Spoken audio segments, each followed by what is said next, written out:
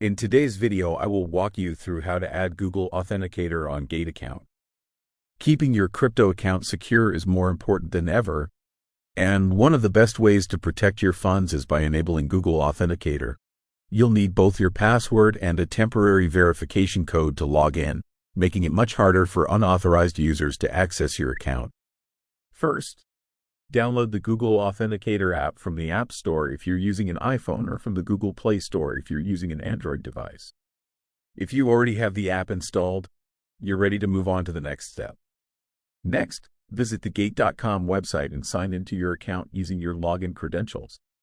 Once you're logged in, tap or click your profile icon and go to Security Settings. Look for Google Authenticator, then tap Turn On.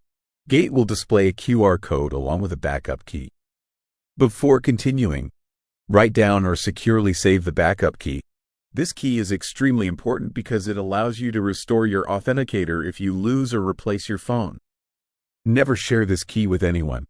Now, open the Google Authenticator app on your mobile device. Tap the plus icon, then choose Scan a QR code. Point your phone's camera at the QR code displayed on Gate. If you can't scan it, you can also choose the option to enter the setup key manually. Once the account has been added, Google Authenticator will immediately begin generating a new 6-digit verification code every 30 seconds. Return to Gate and enter the current verification code from the Google Authenticator app. After completing the verification process, Google Authenticator will be successfully linked to your Gate account.